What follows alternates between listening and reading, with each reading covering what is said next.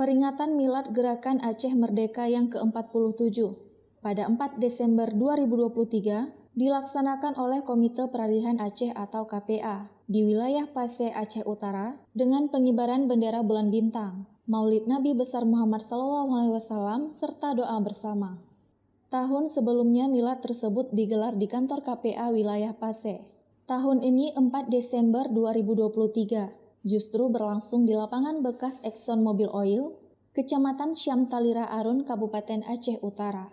Sementara itu dari jajaran Forkopimda Aceh Utara yang diundang, tidak tampak hadir dalam acara tersebut melainkan Ketua Umum KPA Provinsi Aceh Muzakir Manaf, sejumlah undangan lainnya dan para tokoh serta petinggi KPA wilayah Paseh.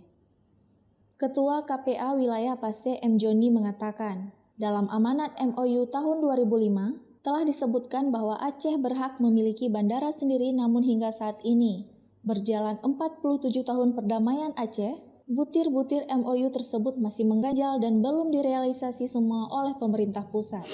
Ya, makanya inilah pengkhianatan yang dilakukan oleh pemerintah pusat terhadap Aceh sesuai dengan perjanjian. Maka kami atas nama Gerakan Aceh Merdeka akan terus melakukan upaya-upaya bandara ini harus menjadi milik rakyat Aceh. Kami nggak ada alasan, karena tidak ada alasan satupun dalam perjanjian MOU Helsinki sudah disepakati di salah satu poin yang bahwa bandera Aceh berhak memiliki bendera sendiri. Maka kita sudah mewakili rakyat Aceh di DPR Aceh sudah melakukan Kanun nomor 3 tahun 2013 Cuma sampai saat ini apa alasan pemerintah pusat tidak mengizinkan atau terus diintimidasi ketika kami mengibarkan bendera kami Aceh.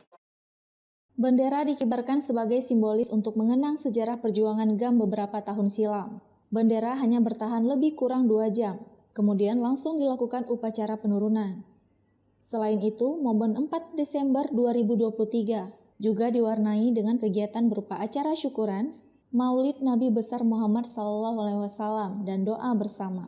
Dari Aceh Utara, Saiful Bahri melaporkan untuk Puja TV Aceh.